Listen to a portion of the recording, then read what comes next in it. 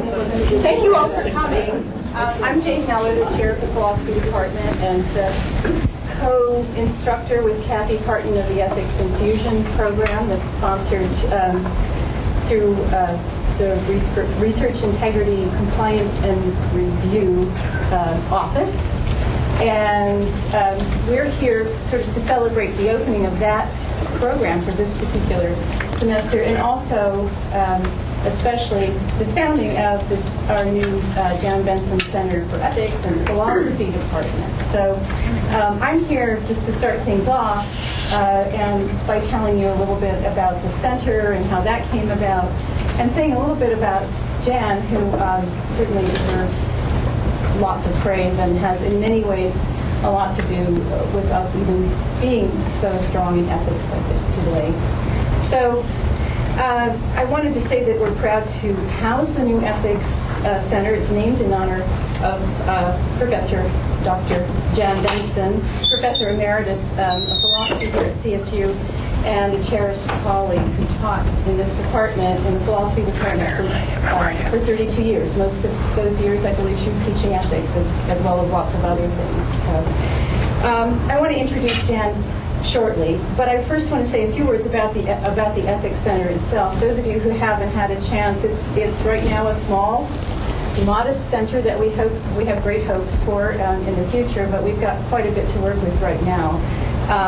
If you want to see it after the talk, you can just go down the stairs and over into the northwest corner of the Eddy building, and we'll have somebody there to open it up for you and show you around. It's meant to be open. It's dedicated both to philosophy students who are doing ethics, but to students in general, especially in the core curriculum, who are doing ethics, and also to faculty and graduate students who would like to integrate ethical issues into some of the courses that they're teaching, and even into the lab, if it comes right down to it. I wanted to say thanks, first of all, to the Provost's office for making possible initially the Ethics Infusion program, and then also for funding the startup of the Jan Benson Center for Ethics and Philosophy. We established it. The grant we got was last January. We set it up over the summer, basically, and sort of being founded and christened right now. But I wanted to say thanks to a couple of people over the summer who really helped a lot in getting this set up. Gayleen Wolf, is she here? She's probably somewhere getting something else ready for this, or maybe down still in the Ethics Center. Gayleen is the administrative staff person upstairs in the philosophy department, but she will also be coordinating the administrative part of the center from now on. Harold Gamble is a special instructor in the philosophy department. He's going to be the center coordinator. Harold is a specialist in ethics. He comes to us indirectly, I guess, from Washington, from University of Washington. Is that where he studied? Washington University. Washington University with Carl Wellman, and is now helping us out with our undergraduate curriculum ethics courses and coordinating the center. He's also teaching an online course in ethics, so ask him about online teaching. So thanks to Harold. And Gayleen comes in, I'll embarrass her by pointing her out. The center's mission, I wanted to say something really quickly about that. The center's mission is to serve the CSU campus community as a whole by offering students, faculty, and staff across access to trained ethicists in the philosophy faculty and to materials that will support the development of skills necessary to make sound ethical decisions. So I'm thinking skills like, if you're interested in these, how to frame and adjudicate ethical disputes, how to introduce and facilitate discussion on topics involving professional ethics in classes, how to work through an ethical decision procedure rationally as opposed to emotionally, and also how to think about the role of emotion and feelings in ethical decision making. Those are the sorts of things that if you're trying to even spend 15 minutes in a class or in a lab talking about what the right thing to do in this case is, it's actually really helpful to have a few skills in your pocket to work with. The center aims to complement the work of other academic support programs here at CSU as well. We hope it will serve as a resource for faculty and for TAs from other departments who want to focus, as I said, portions of their courses on applying ethical decision-making and problem-solving to their own disciplinary research and professions. And we want to give students taking core classes like our moral and social problems and ethical theory classes an opportunity to work collaboratively and individually outside the classroom. It's going to be, the center is staffed, as I said before, by philosophy graduates, teaching assistants, and actually right now we have an upper division undergraduate teaching assistant staffing it, and also by the center coordinator, Dr. Harold Gamble. We have several workstations installed. You might have seen our lovely workstation. As I said, it's modest right now, but we right now, thanks to Harold, have a variety of software that deals with ethical problem solving and with understanding the basics of some of the most famous ethical theories. Also, I just want to put a plug in for an event that's coming up called The Lives You Can Save. Harold, I don't have the flyer with me. Oh, yes, I do. It's up here. This is going to be October 27th, so next week from 4 to 5 p.m. in the Clark Building, and it's going to be a discussion of the right thing to do about famine and poverty, looking at, it looks to me, like consequentialists and deontological theories. Okay. Utilitarianism versus Kant, I suppose. Yes. I'm guessing. With all of that said, I hope that all of you, if you have any questions or you think you might be able to use these resources at all in any way, just let me know, let Harold know, let Gayleen know. We're ready to go with this stuff. So, and now it's my truly distinct pleasure to introduce the person for whom we named this center, Jan Benson. Dr. Jan Benson is emeritus professor here, as I mentioned before. She's also my colleague and mentor for the first few years of my tenure track appointment here at CSU, and I just have to, on a personal note, say a few things. She was, as soon as I came in, she was a role model for me as a teacher, as a scholar, and as a colleague. And I have to add, as a woman in philosophy, because as some of you may know, philosophy is a discipline that, going back thousands of years, has been, for the most part, thoroughly dominated by men. The handful of women philosophers who exist are heroes, I think, too, are heroines, but they are also the exception that proves the rule, that the world of ideas has been, until very recently, a world that was dominated by men and the male perspective to a large extent. So when I came in the mid-90s into philosophy here, it was amazing to have Jan there to mentor me through things.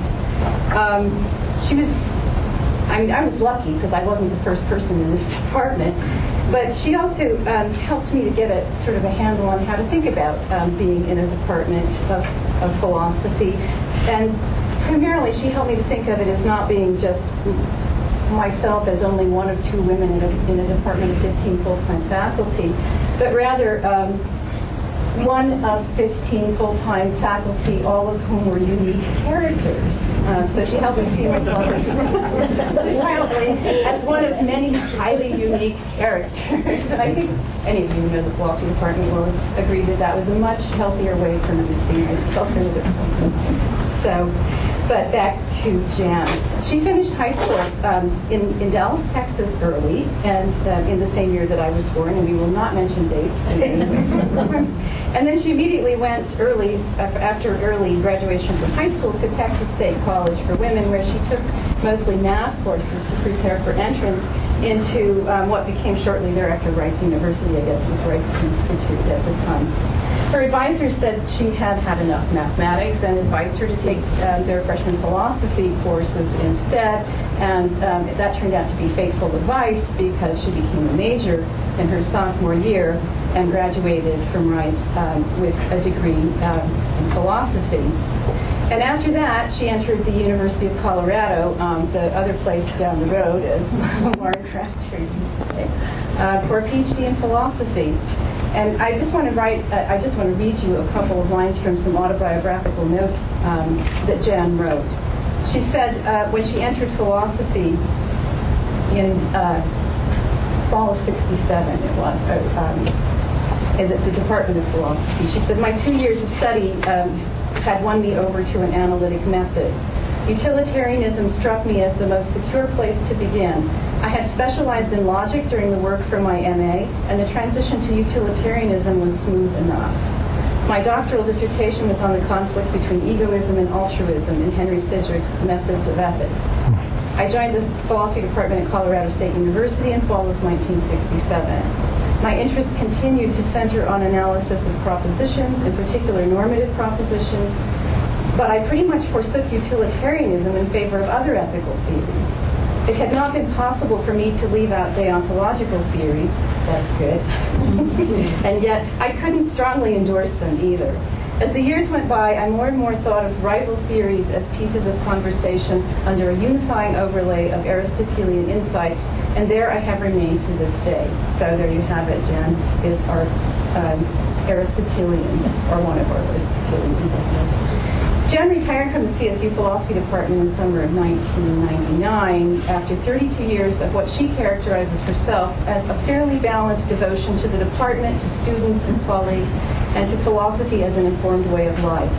And I would add that she also published important articles in prestigious journals in our field, including Philosophical Forum, Philosophy Today, the Canadian Journal of Philosophy, and she co-authored a book with the wonderful title Strutting and Fretting, with another member of our department, Dan Lyons, and published with Westfield Press. So to this day, she continues a long-standing department tradition of hosting philosophical reading groups. I was just talking to Lee Cooper, who says you're still doing that. Although I think now that you've finally retired, that's more interspersed heavily with being in the garden and with playing Baroque and Renaissance music. She's a wonderful recorder player as well. So, Jan, I don't know if you want to say anything, but I just want to say thank you to you. So. Thank you, Jane. That was very nice. I guess I'm just standing up here, so I don't know what I look like. And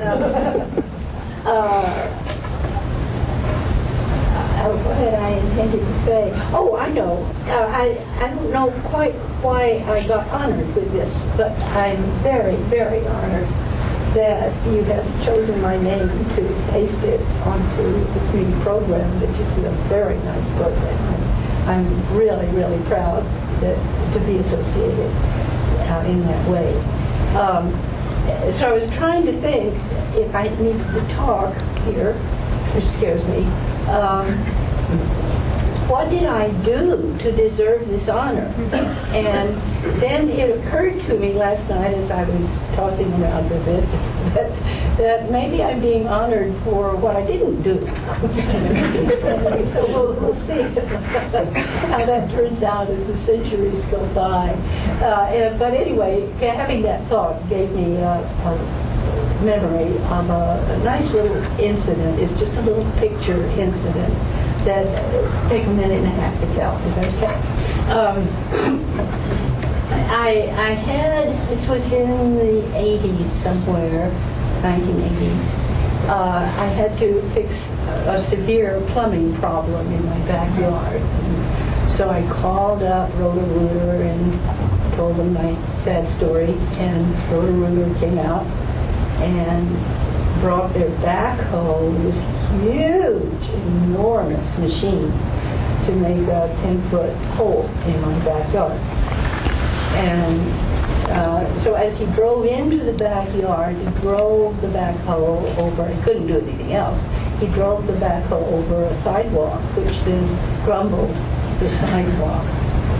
And so after he was through digging his hole and putting stuff back in it, I paid him, and we walked out together as he was going to take his departure. And I told him, thank you very much. And he said, you're very welcome. And I kind of glanced at the sidewalk, and then I kind of glanced at him. And he glanced back and said, "You notice I didn't knock your garage down." I'm always really happy that something like that happened. So there is praise for not doing something. Thank you.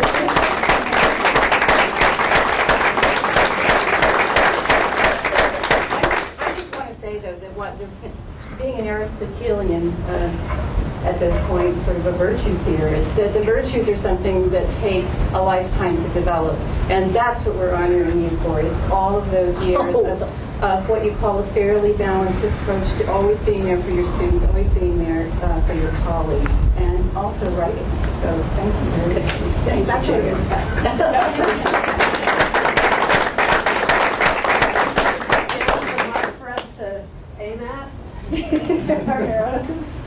Balance. It depends on what you're aiming.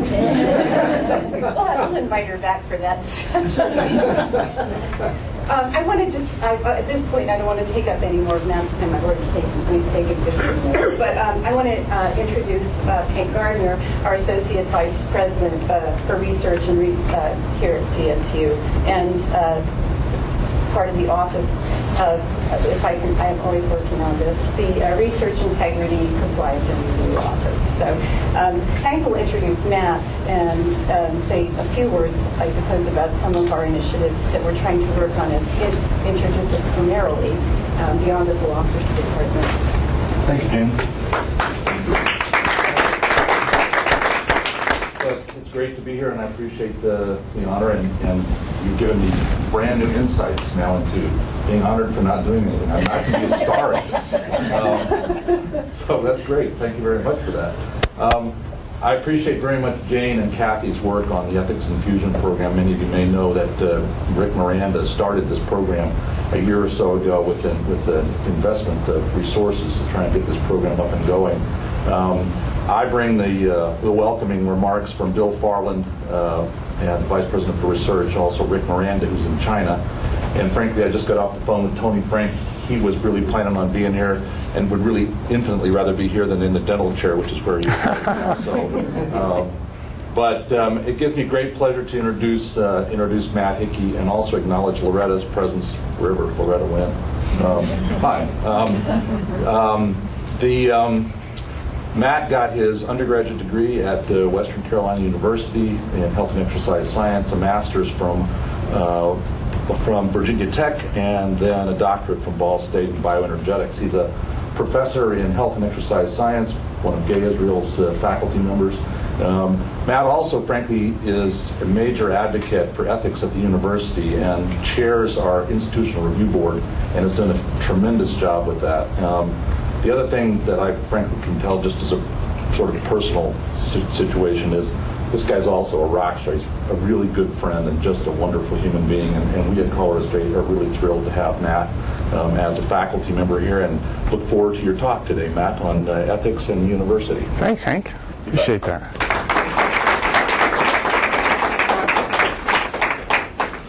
With any luck, I'll be a rock star who doesn't knock over any garages.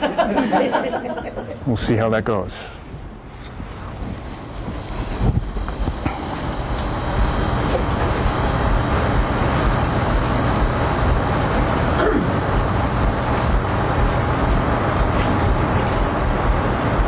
We have to be smarter than our technology, right?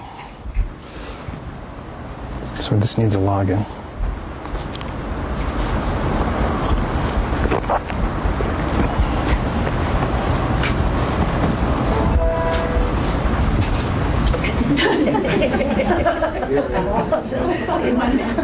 Now we know what we should do. This does have a laser pointer here. So. Clean my air filter. So we shall. What kind of inheritance is that?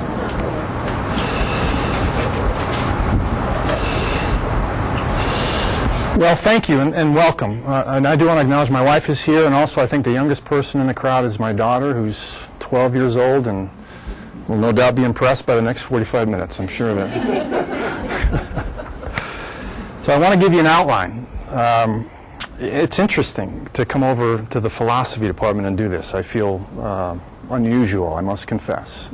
but I'm delighted to be here, and I come as a friend and an advocate, without a doubt. So I'm going to talk a little bit about what is ethics, and I'm talking to everybody but the philosophy department when I do this. I don't have to tell you what that is. I want to talk about the notion of an idea of a university. This is a phrase that comes from John Newman, but has been used by a variety of others over the years to try to articulate what is it that we do, what's our mission.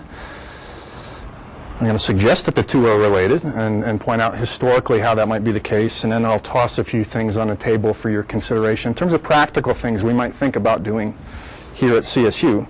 But before I get started, I have to add a little personal note, and I'm looking for Kathy. She's sitting right here. Now, Kathy has a variety of gifts, not the least of which is she knows when to pick up the phone and call you and when to shoot an email with a request. And the request that she so graciously extended in August to come and do this came by email. It gave me time to contemplate. I was laughing the other day. I said, had she called me by phone, I probably would have said, I think you have the wrong number, and sort of passed her on to somebody else. But, you know, a word of thanks to you for sure. But a number of things crossed my mind as I read that email, and one of them, you know, harkens back to Tertullian's famous phrase, right? What does Athens have to do with Jerusalem? And as I sat and thought about this, I thought, what do I have to do with moral philosophy or with ethics? Why am I coming over here to do this, right? What does a physiologist or a biochemist have to do with ethics or moral philosophy? And perhaps more to the point, what does the notion of ethics and the idea of a university, what do they have to do together?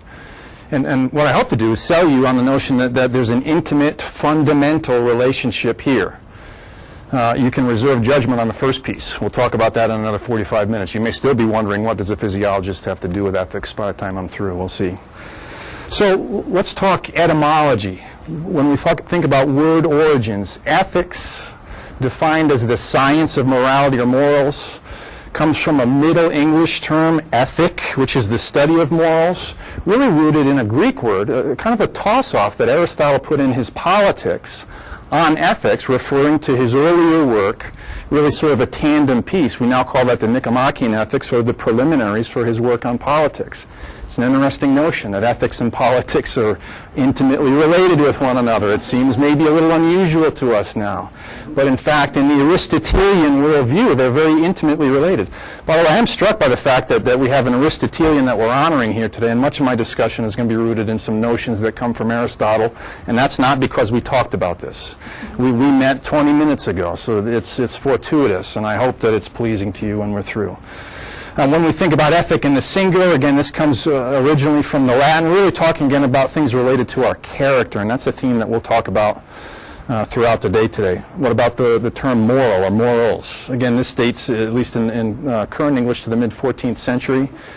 And it's those things that pertain to character or temperament, could be good or bad, has its roots in Cicero's work on fate, where he coined the term moralis in the Latin as a translation of the Greek ethikos. So really they're sort of related to one another conceptually. Now there are debates among moral philosophers about how do we position the two. Classically, I want to suggest a couple of things to you. This is a picture I think most of you are familiar with. This is Socrates about ready to take his last drink. In his work, The Republic, he makes the observation that we're discussing no small matter, but how we ought to live. Now again, we usually approach The Republic as a work of political philosophy, but in fact it's the notion of ethics, of ordering our lives together, is predominant throughout much of the dialogues, including this work that we call The Republic.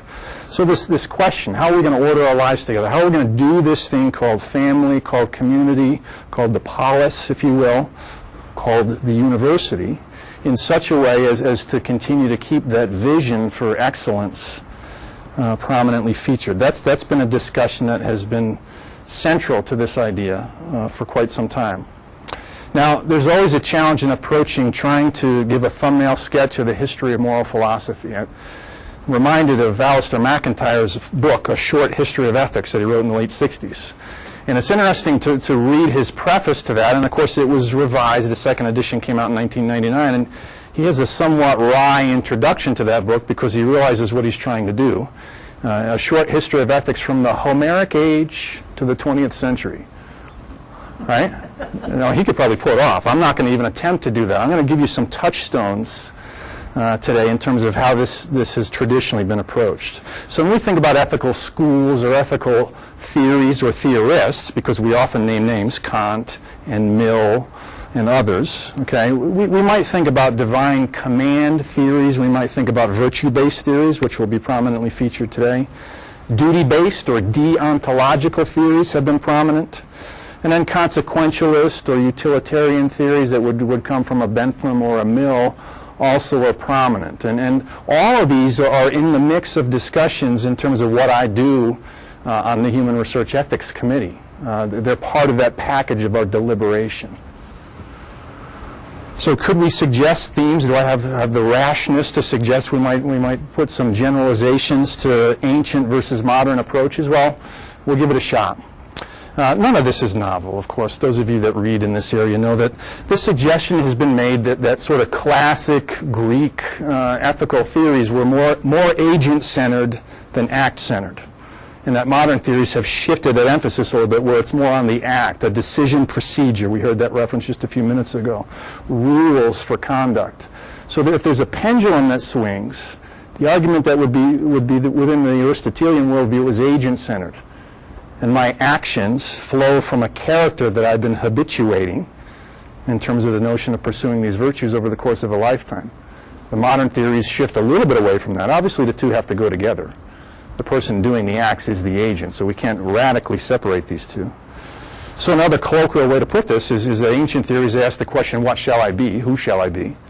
And more modern theories shift the emphasis a little bit to what shall I do? This is a distinction that we put forward somewhat tentatively. So what do we mean when we say virtue? Well, again, in classical Greek, we're talking about a term called arete. And arete connotes the notion of excellence, fulfilling a purpose. Aristotle was very teleological. There was a goal or a purpose or an end in mind. And we could talk about that with respect to an instrument. A hammer or a knife or some kind of a tool fulfills its purpose when it does its job well. Human beings very much the same way. Okay? Now, virtue discussions didn't suddenly arise in a Socrates or a Plato or an Aristotle. They were discussed by epic poets.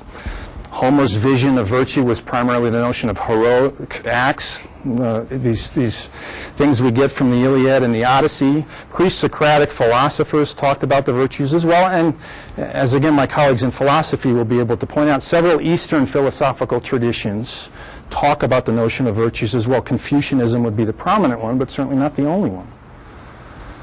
Now, a key theme that we get out of the Socratic and Platonic writings, and certainly again in Aristotle, is the notion of this idea of eudaimonia. Eudaimonia is this rich term in the Greek that we often translate, and I think somewhat unfortunately, as happiness, because 21st century happiness and Aristotelian eudaimonia were very, very different things. So flourishing is another way it's often been translated. Living well.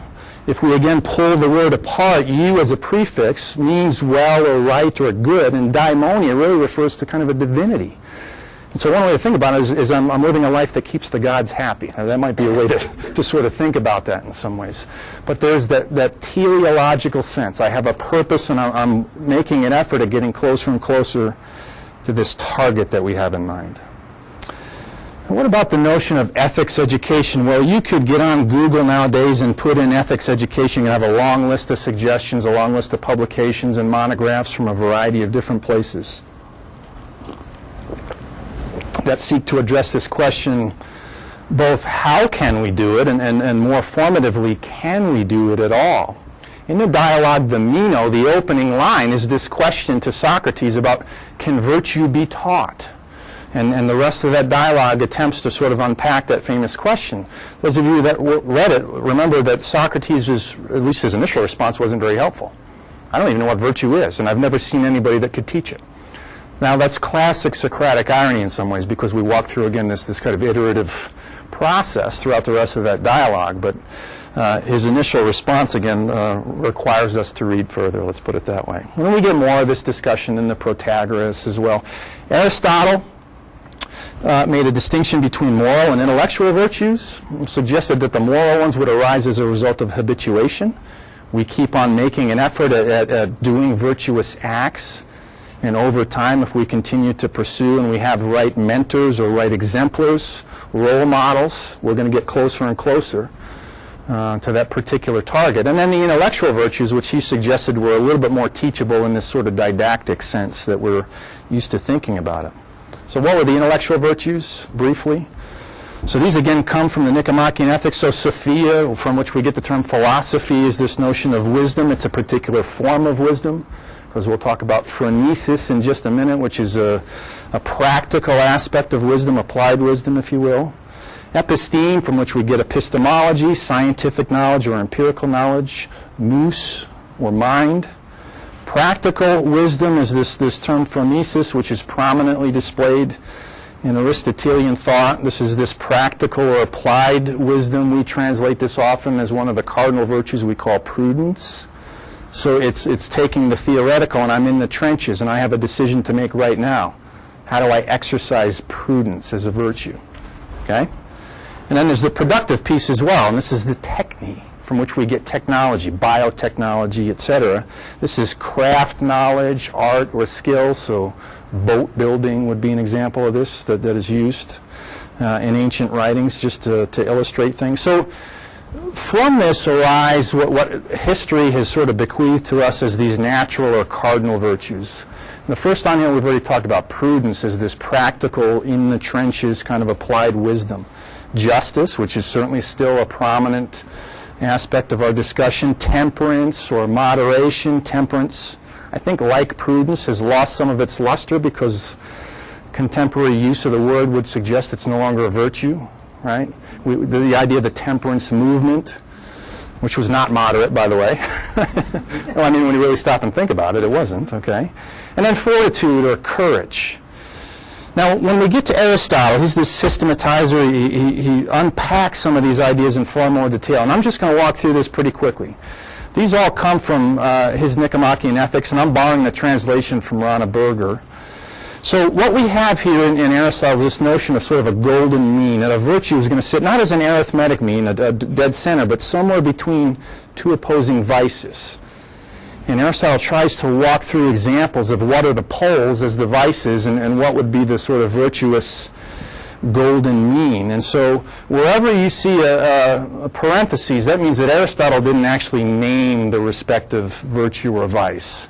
History, again, has sort of come up with here's what he meant by it, but it was unnamed in the original. And so the virtue of courage would sit somewhere between the vices of cowardice and rashness. And we could easily illustrate that, but I think most of us can get our heads around that one relatively easily. The virtue of moderation or temperance, which we just talked about, ranges from indulgence, overindulgence, self-indulgence would be examples of this. The other side of the coin would be insensibility, where nothing moves me. So I'm overly passionate or I'm sort of dead, right? And somewhere in between that is this notion of moderation. Liberality, often translated as generosity, would sit somewhere between stinginess. I love that. That's not an original Aristotelian term, but you get the idea, okay? And then extravagance. So somewhere in between, again, is this proper place for liberality or generosity. Magnificence is very similar to generosity or liberality, but it's on a grander scale. The idea with magnificence is somebody that has the means and the taste to do, for example, public works, right? So it's a generosity that's greater in scale, but it has an aesthetic piece that's associated with it as well. Magnanimity, this one has been wrestled with by philosophers again for 2,300 years because, again, it's often translated as greatness of soul. Megalosukos in the Greek is this idea of greatness of soul. And it sits somewhere between smallness of soul, an inappropriate sense of my worth, my capacity to contribute things to society, versus vanity, or I think too much of myself. Right? But again, this one has engendered probably more controversy than any other virtue on this list. Want of ambition and over-ambition is tempered by, again, an unnamed virtue that we would call right or appropriate ambition. Spiritlessness or irascibility, in the middle sense, the virtue here would be something that we might translate as gentleness, surliness, which we sometimes see on campus, obsequiousness, and somewhere again in between we have this notion of friendliness or friendly civility. We have sincerity that would be bracketed by ironical depreciation. And by the way, the exemplar for Aristotle there of ironical depreciation was Socrates. Okay? Boastfulness on the other vice, and sincerity or honesty or truthfulness somewhere in between.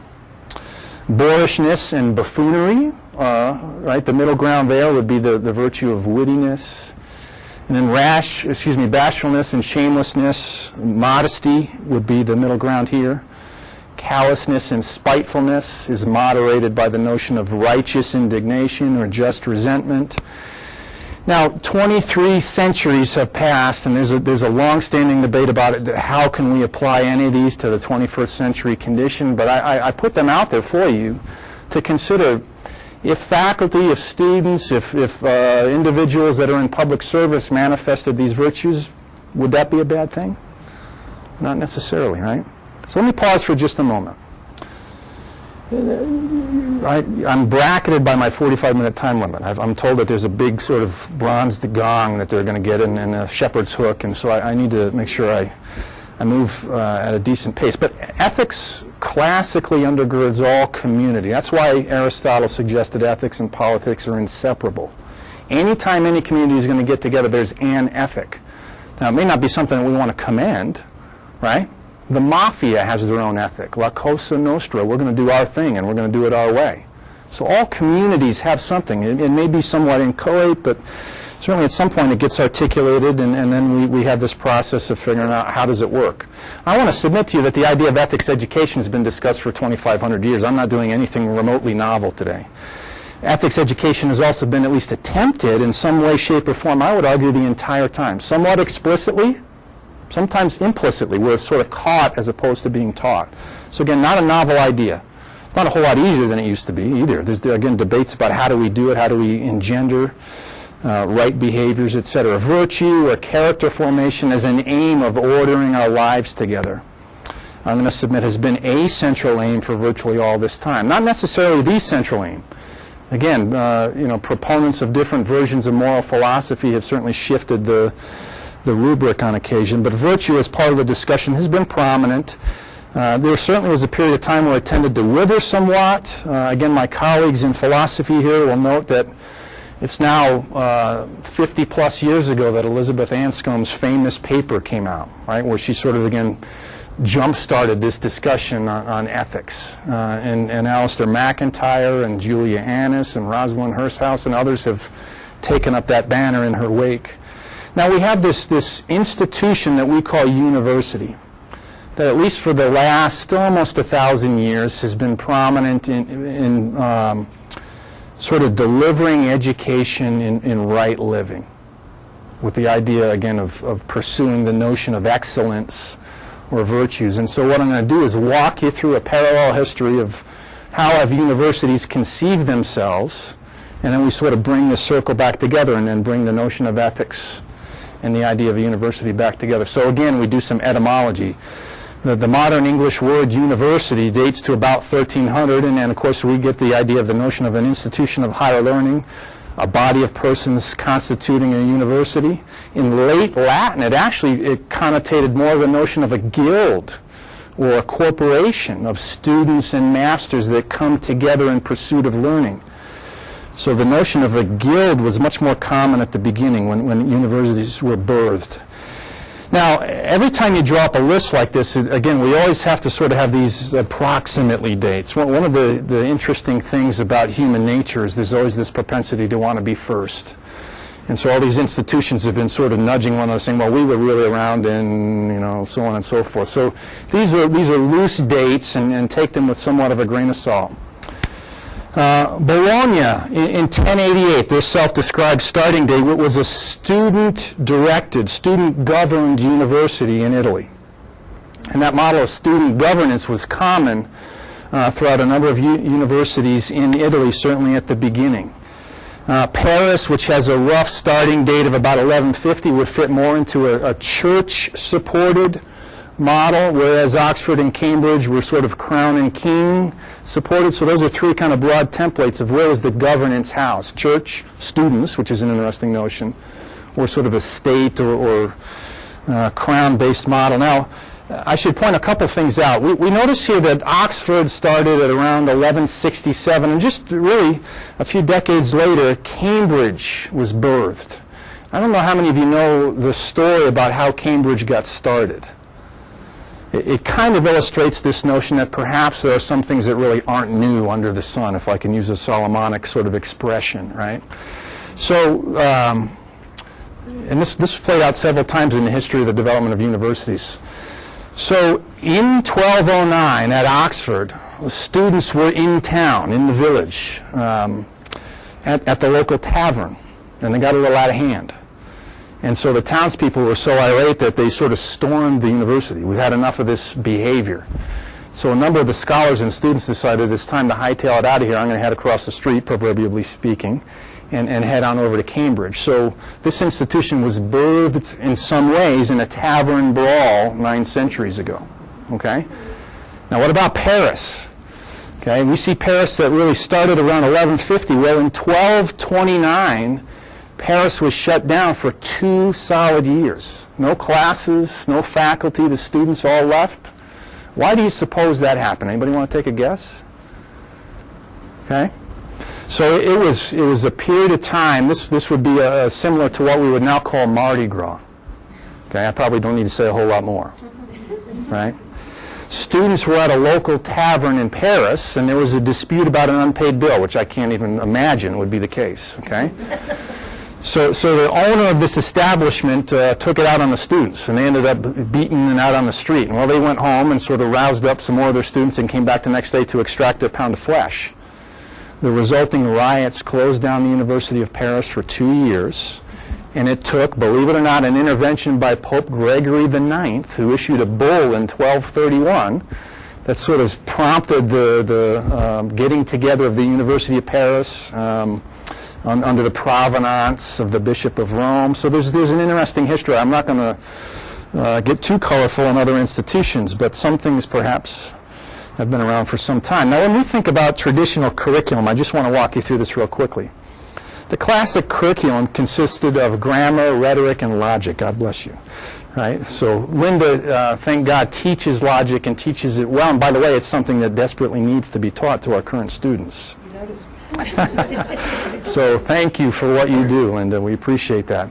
The core curriculum consisted of logic, this art of thinking, the ability to understand logical fallacies and build arguments. It was wrapped up with grammar, this art of inventing symbols and combining them to express thought. And then rhetoric, the art of communicating, the art of persuasion, if you want to think about it that way, formed the core curriculum. This was followed by something called the quadrivium, 4 additional areas of discussion: arithmetic, geometry, music, and astronomy. The faculties at these institutions in the early centuries were divided along the following lines. So the Faculty of Arts would usually teach the equivalent of what we would call the undergraduate curriculum nowadays. And most of these schools were professionally oriented, so the quote-unquote graduate curriculum consisted often of law, medicine, and theology. Now, different schools had their niche. So Bologna was really a law school. In fact, for a long time, most of their history, they never offered anything other than a doctoral degree, oddly enough. Okay? And that was typically in law. Other areas were better in medicine or theology, but these professional pursuits would be conceived of as similar to our graduate training nowadays. Now, if we think about classical views of education, I just want to invoke a few, and I could trot out quote after quote. That we're just going to paint sort of a story here. So from the Republic, we get this view from Plato. If you ask, what is the good of education in general, the answer is easy. That education makes good men. We might want to be a little more egalitarian nowadays and say good people, good citizens, etc. And that these good men or good citizens act nobly. Okay? If we flash forward again a number of centuries, this is a Jesuit statement on what is the purpose of a university, what's it all about. So it comes from within the scholastic tradition. The development of the student's intellectual capacities is the school's most characteristic part. Nobody would dispute that. However, this development will be defective and even dangerous unless it's strengthened and completed by the training of the will and the formation of the character. You're going to hear a very familiar quote from a U.S. president in just a few minutes. Sounds like you read this. Okay? Now, René Descartes is sort of, we position him as maybe the father of modern philosophy in a variety of different ways. He was trained at a Jesuit school. So he had his one foot in scholasticism and sort of another foot in this Renaissance humanism. And this is his view. This comes from Principles of Philosophy. All philosophy is like a tree whose roots are metaphysics, whose trunk is physics, and whose branches, which grow from the trunk, are all of the other sciences. Now listen to this, which reduce to three principal sciences: medicine, mechanics, and morals. So again, at this branch between the scholastic tradition and Renaissance humanism, we have a prominent philosopher who's suggesting that one of the principal branches of science is moral. So this ongoing theme of training in ethics or morality continues to be prominently featured. Now, as we get into the educational reform movement that accompanied Renaissance humanism, one of the primary goals here was to shift from a sole focus on this professional training, a graduate training in law or theology or medicine, to a broader emphasis on training a virtuous and prudent citizenry. And we open the doors. We make it available to more individuals. That was one of the goals of this educational reform.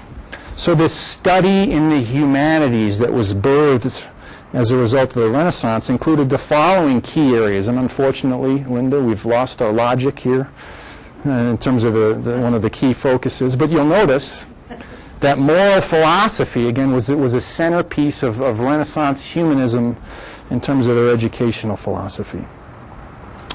Now, this phrase, the idea of a university, again, really is most often discussed in the context of John Newman's lectures at the founding of the University of Dublin in the 1850s.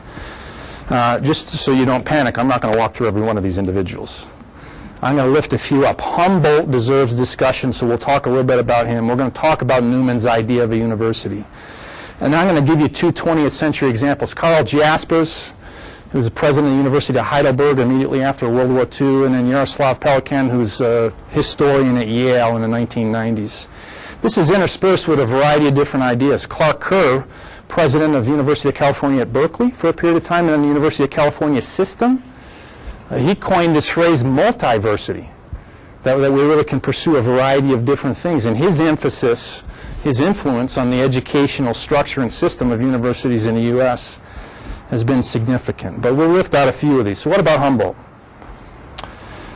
The interesting thing to me about Humboldt is that he was the Prussian education minister for only 16 months. A very short period of time, and yet his influence is enormous because we sort of have this German model of universities which combine teaching and research. It's our current conception of what universities do largely. And that really comes from his work during that 16-month window. His philosophy was that the education of the individual requires his or her incorporation into society and involves links with society at large. So again, it's this how do we live together, how do we order our lives together philosophy. He went on to say education, truth, and virtue must be disseminated to such an extent that the concept of mankind, broad metaphysical concept, takes on a great and dignified form in each individual. So his German model was rooted in a couple of straightforward precepts. And I share this first one because, again, I think most of us could get behind this. Appoint the best intellects available and give them the freedom to carry on their research wherever it leads. That's not a bad model in many ways. Okay? So principle number one was this university of teaching and research missions as underlying the idea of scholarship. We put the two together. You'll see in Newman a very different idea. Newman felt like teaching was the provenance of the university and research ought to be at dedicated institutes somewhere else. So it's a very different vision. Okay? The origins of academic freedom can be found in Humboldt's model, and this is both the freedom to teach and the freedom to learn, so it's for students and faculty both. Humboldt emphasized the centrality of this combination of arts and sciences, and so what was traditionally the liberal arts or undergraduate curriculum from the scholastic model was lifted up onto the same plane as the professional education in theology, law, and medicine. We didn't have this sort of hierarchy in his vision. They were of equal worth. What about Newman? Well, Newman followed a number of years later the idea of a university. Again, these lectures were delivered in Dublin in the 1850s.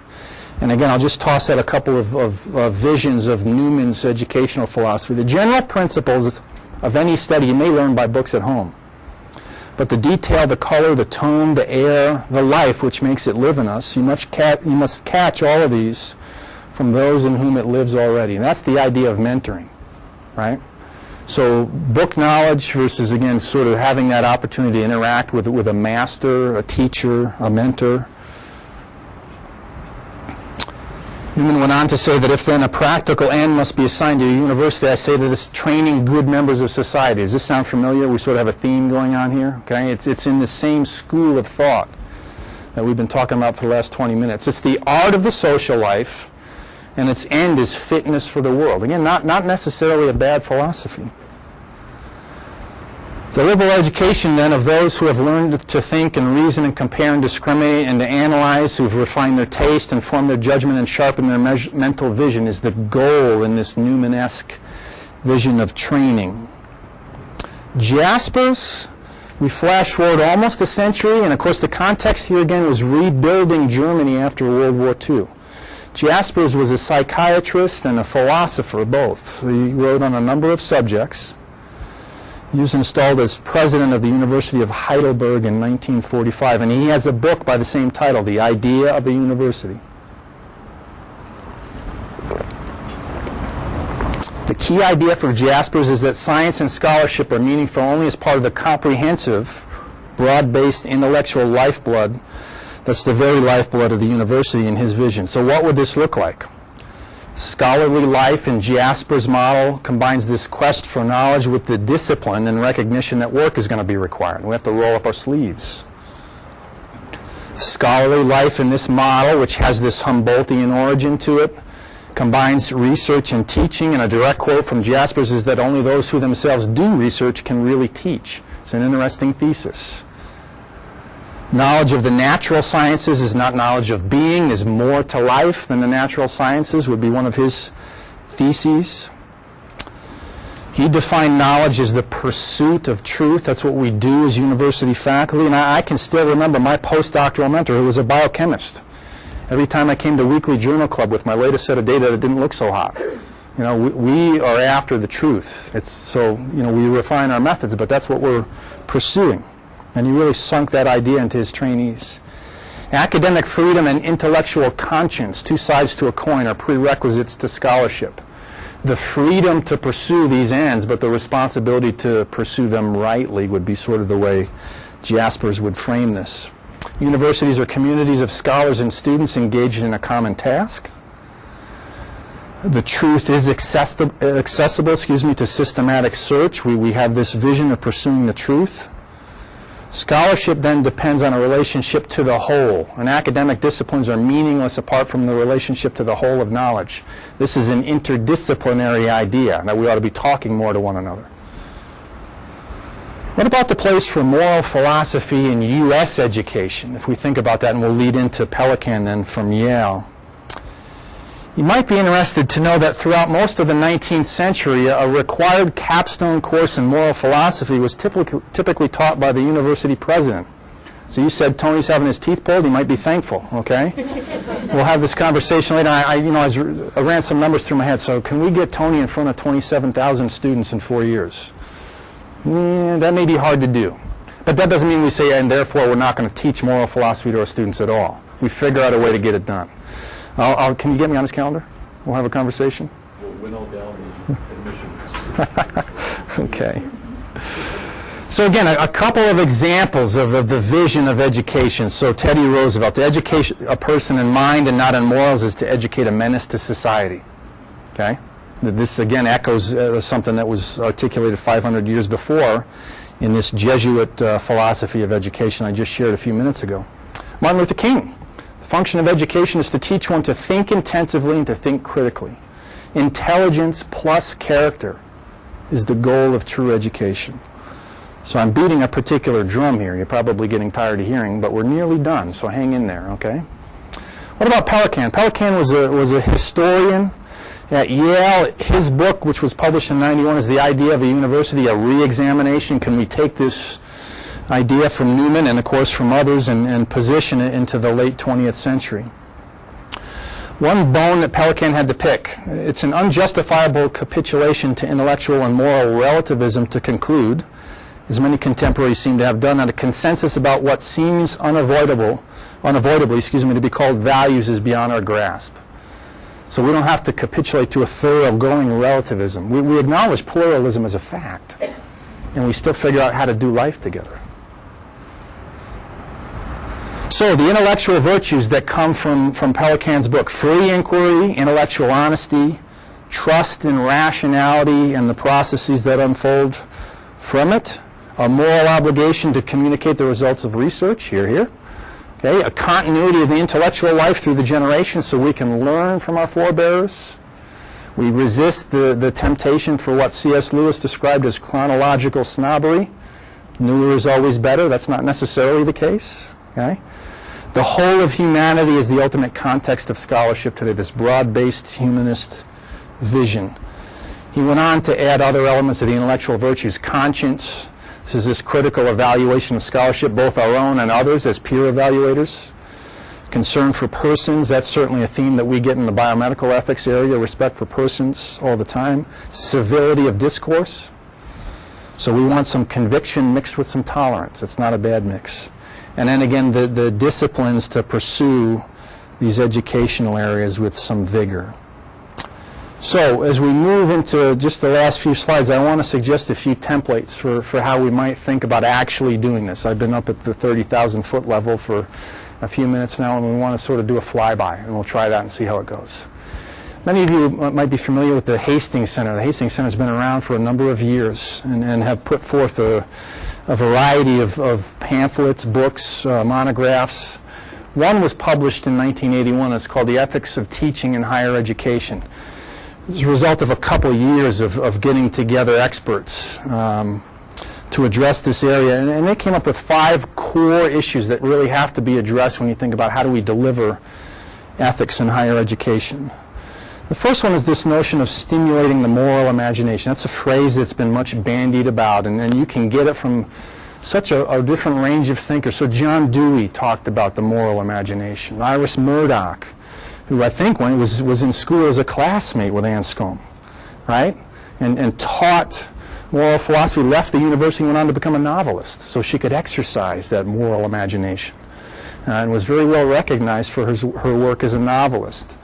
You'll get moral imagination in thinkers that range from Edmund Burke to Russell Kirk and everywhere in between. So it's a notion. And by the way, I think, and I would love to have this conversation with my colleagues in philosophy, I don't know how many of you read David Brooks's recent column in the Times, but it was commenting on Christian Smith's work. Smith is a sociologist at Notre Dame, has been collecting data on sort of the moral formation of American youth. He's got a number of books over the last 10 or 15 years.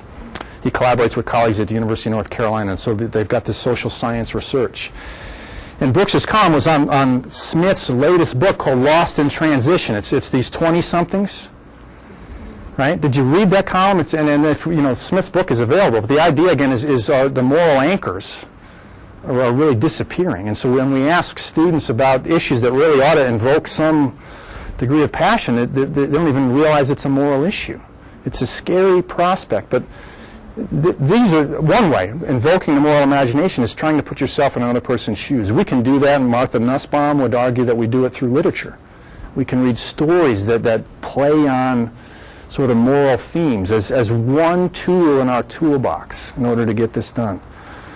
Here's the one that really Brooks was lamenting, that people can no longer even recognize ethical issues, and that's a significant problem.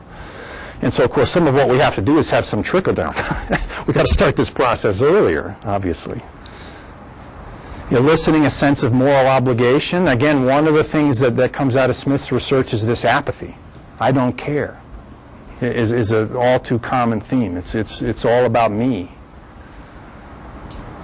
Developing analytical skills so we can rightly think, and again, this is where the work that Linda does and others is so critically important. And then the idea of tolerating and reducing disagreement and ambiguity. So when we sit across the table from somebody and we come from different schools of thought, different worldviews, etc., we figure out how do we find common ground? What are some touchstones for things that are important to us? We might have the same ends and different means to that end. Let's see how we can collaborate as opposed to simply shouting or raising the volume or having ad hominem attacks on one another as opposed to listening to one another. So ethics infusion. How many people are here? Do we have any of the folks that are in the class, the ethics infusion class for this fall? Nice to see that. What is the, do you know the enrollment? It's about 6. That's great. Good. And you know, I had the pleasure, and thank you again for allowing me to sit in on that in the spring. It's fantastic, and I really hope that the momentum continues to build. I love the idea of infusion. So we do one more bit of etymology. Forgive me for this, but what do we mean when we say infuse? To pour in, to introduce, to soak. I really like that idea. But the figurative sense of to instill or to inspire is also important. We want to really have the sense of ownership reside with the individuals that are sitting in that class and are beginning to infuse the ethics in their students. Now, one of the classic challenges, of course, is bridging the gap between ethical theory and ethical practice. This is nothing new, right? So how do we do this? Well, certainly, and this is where, again, my colleagues over here might get a little nervous, right? If we say, you know, I'm going to suggest we move an intro to ethics class, a class in intro to moral philosophy back into the core. There's no reason why anybody at this university ought to be graduating without having had that. How do we do that? Well, we figure that part out. We got to figure it out, but it's got to be done. We can't say it pragmatically because we'll have excuses that will take us for the next 100 years and still not have done. We got to figure out how to make that happen. It shouldn't be optional. It's such a critical component to who we are as a society. No, well, I'll have to concede that point for sure. But again, we'll get in a minute to the idea of how do we undergird these things in some other ways. Now, applied ethics is something where those of us that are in different disciplines, that are not trained in philosophy or ethics, have to work with our colleagues in a collaborative sense to understand, and that's what this ethics infusion program is about to some extent. How can I take and be equipped to some extent so that when I'm teaching a freshman seminar class or a capstone class, or it may be an introductory seminar for graduate students, and we infuse discussion on ethics into those classes in a meaningful way. It's not one slide on day one and, oh, by the way, we ought to think about this, and we race past it because we're scared to talk about it. We ought to pause and think about that and force our students to think about it. The critical element is that if it's not viewed as important by faculty, it's not likely to happen. If it's not supported by the administration. That doesn't mean Tony teaching all of this, of course, but it means figuring out how do we put the resources together. And again, I'm so thankful to see what we have downstairs. But like you, isn't it nice to maybe think about bigger and better and the reach, again, sort of having these repercussions that are going to impact every department on campus. That would be my hope for sure. If an ethics center, and if ethics proper, is central to the CSU mission, and I submit to you it's absolutely central to the mission. It has to be undergirded with the resources to serve this aspect of our mission. We need to train citizens who are equipped not just technologically, but ethically to go out and serve their respective communities. And so we have two options. You've seen these metaphors, right? We can stay in our silos. I do natural science, you do life science, you do physical science, you do philosophy. We pass each other in the quad, maybe say hi to one another. Or we can take a different approach, a more integrated approach.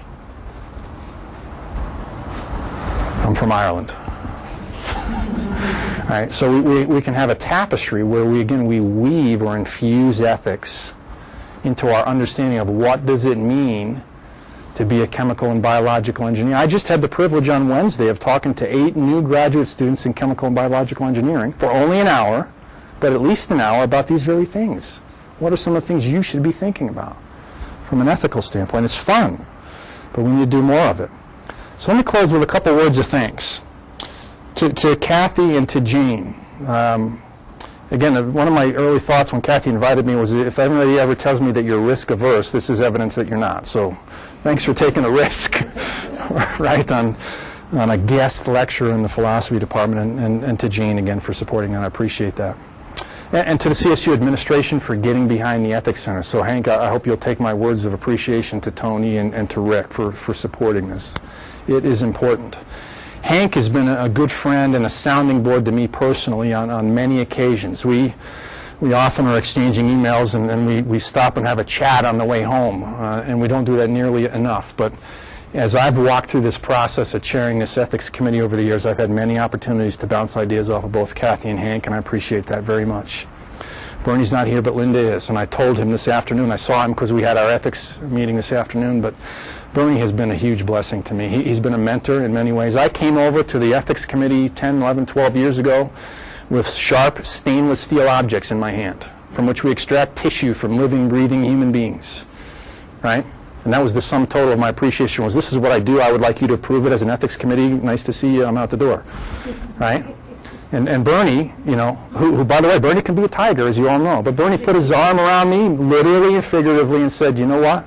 There's more to life than this. And over the last, again, 12 years has constantly poured into me a tremendous amount of patience with my ignorance. And so I hope you'll give him, again, a word of thanks. Because I'm convinced if it wasn't for him, there's no way you guys would have been inviting me over here. So big thanks. And then to my friends in philosophy, who I hope to get to know better.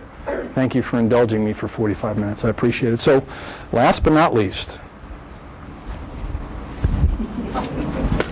good for you. Thank you. Good for you.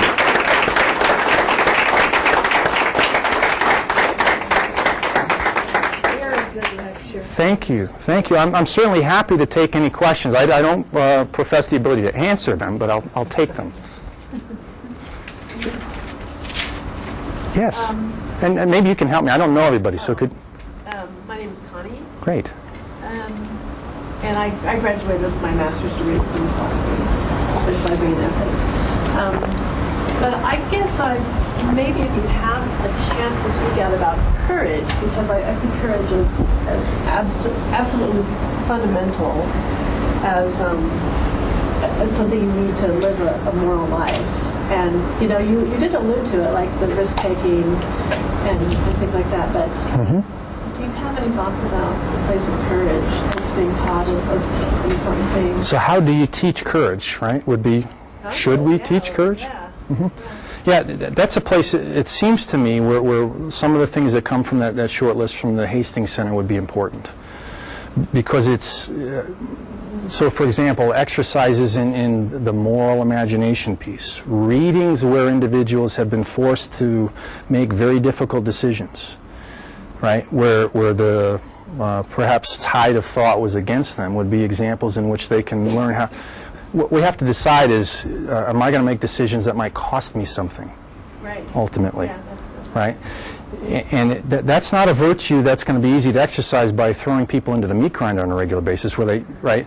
We've got to equip them so when that situation arises, they're better able to do so.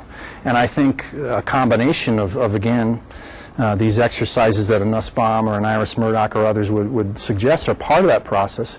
The other part, I think, is explicit discussions in class, case studies, examples where we can sort of unpack that. I'd love to hear your ideas, though. What are your thoughts on how do you do that? When I've worked with people on trying to kind of open their eyes to ethical issues, I always mention courage because it's, because I think we forget that it's how often it comes up, and anytime in science when you see anything wrong, you face losing your funding or the respect of your colleagues.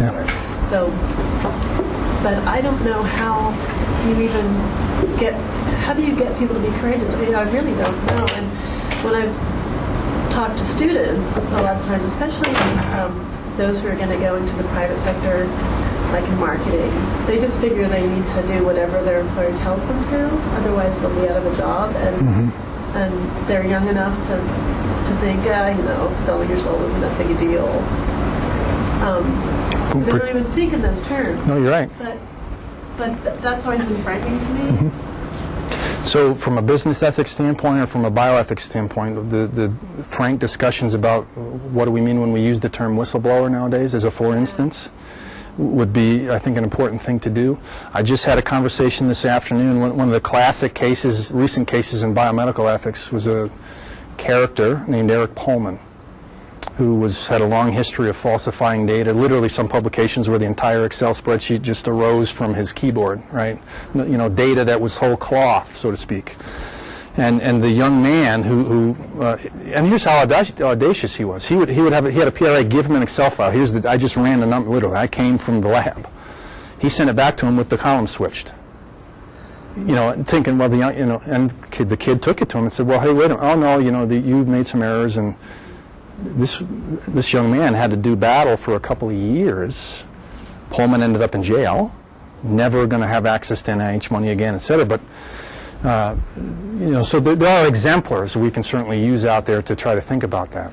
I just think if we're not explicit about it in some way, shape, or form, when you find yourself in that situation, right, without a little fortitude or backbone, we run into trouble. So it's an excellent point. Yeah. Nancy, nice to see you. Thanks for coming, by the way. Thank you for speaking today. It's fun. I'm going to ask a much more practical question. I'm Nancy Levinger from the chemistry department. And having just been challenged with an ethical, or maybe, I guess it's an academic integrity issue in our Gen Chem class last night. I am listening to you talk about David Brooks's column, which I didn't read, but I'm going to go back and find that. It's about a month ago. You can find it pretty quickly. Are we doomed? What to get these 20-something-year-olds, or these transitionally, these teenage brains that aren't yet ready for prime time? What can we do? I mean, this is a first start, having a center like this, but where do we go? How do we? Are we? Is there a bright future, or are we? Depends on who you read. And I say that somewhat tongue-in-cheek, but so I was talking to Phil about Alistair McIntyre, who's been prominent and influential and provocative and an interesting read for a long time. And his classic piece on After Virtue really makes the case that we've lost sort of a common moral ground. We're not even speaking the same language anymore. And there's a lament piece to that. And he's still, I think, working on it, after many years on so how do we sort of fix this? Subsequent work that he's written is still trying to get at that. How do we do that? So what we do here at the university in terms of talking about ethics, and I think talking about virtue, we shouldn't apologize for using the term virtues. We want to be excellent as faculty members. We expect our students to be excellent. There's nothing wrong with holding these things out, with the understanding that I don't expect you to be bullseye right off the bat. We're going to have this sort of iterative process. But Aristotle pointed out that if they don't come to you with some background from their family, right, some presuppositions that are already there, I'm building a house of cards because I'm building on nothing. And that's the problem that we have here. So educational philosophy in primary and secondary schools has got to do the same kind of thing. It has to. It's got to start earlier. Otherwise, we're going to be fighting an uphill battle. I'm convinced. But I'm never going to say we're totally hopeless, right? Because I'm a glasses at least half full kind of guy. So, thank you. It's as interesting as Brooks's piece is. You ought to go find, if you can find the book. Smith has got a long history of really interesting books. But the data, brace yourself. Grab a drink, a stiff one, and proceed. Yes. I'd like to comment on that. I think that there's a lot of downplay of youth and everything. I'm sure our parents and grandparents felt some of the same thing. Yeah. And when I'm around, just in the church and the community, and in the classes, I see just a lot of kids that are going above and beyond. Mm-hmm. And so I don't think it's hopeless.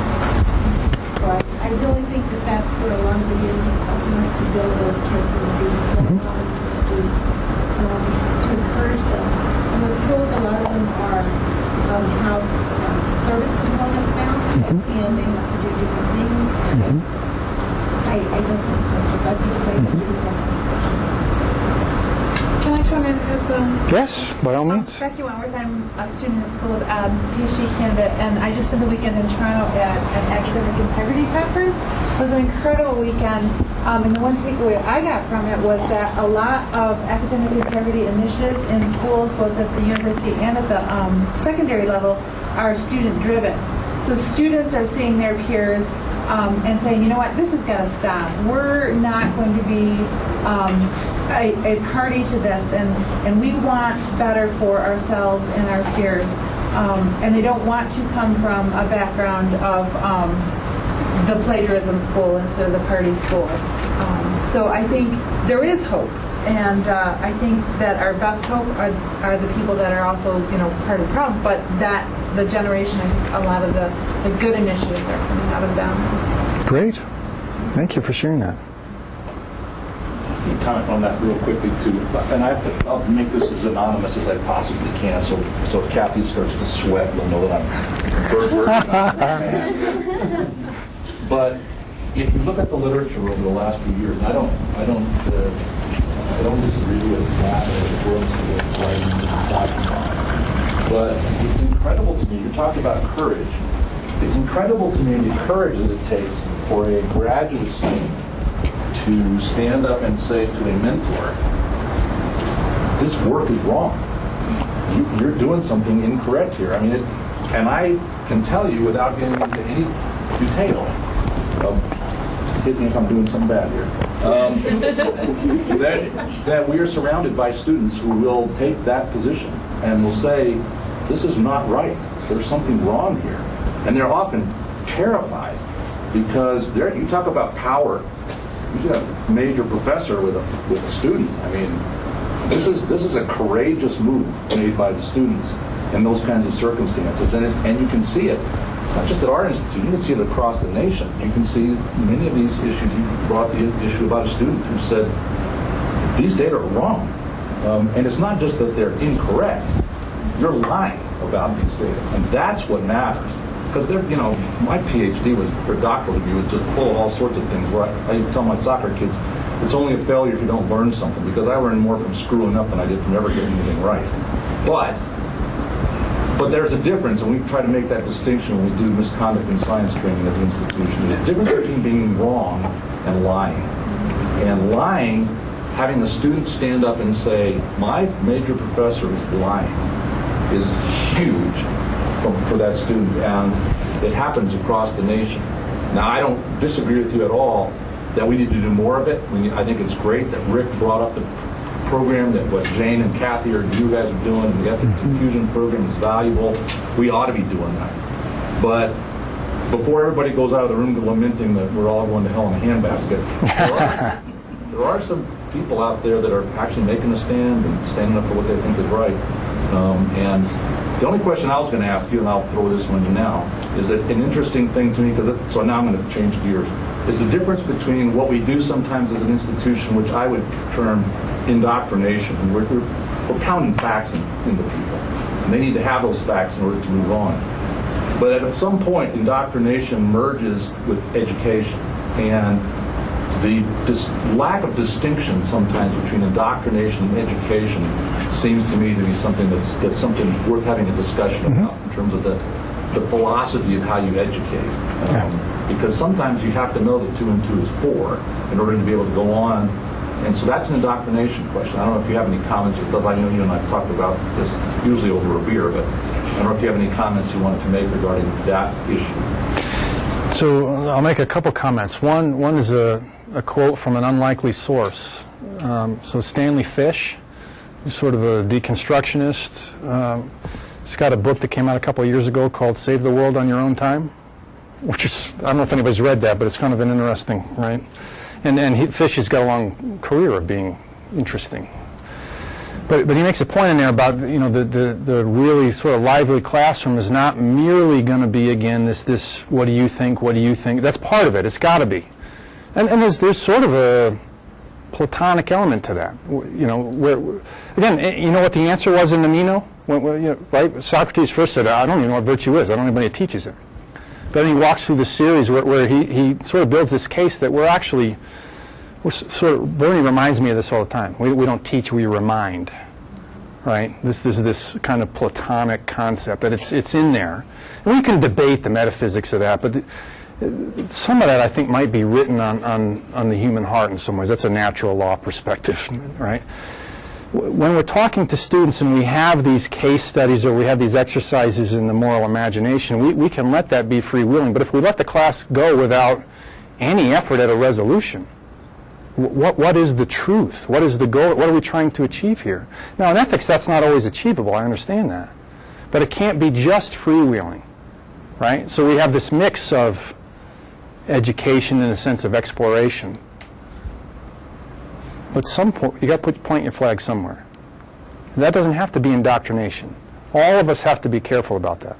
Every faculty member can have a pet theory I'm not saying because of what I said today that everybody has got to suddenly become a virtue ethicist, although they really should, don't you think? Right? You will. Right. Sooner or later. It's just a matter of time. So it's a balance, Hank, and I'm not sure that I know, exactly where that lies. But if we're unwilling to say, here are positions that really ought to be non-negotiables on some areas, common ground that crosses discipline, it crosses society, it crosses geography, well, we got some problems because we get into awful mushy waters. Because then we get back into the, hey, it's true for you, but not true for me.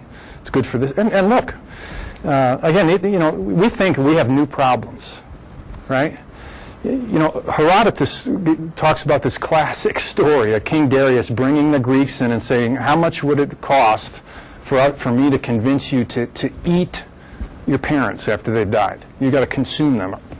I'm never in a million years going to do this. He brings in another group, and I forget the population, but from a different geographical area.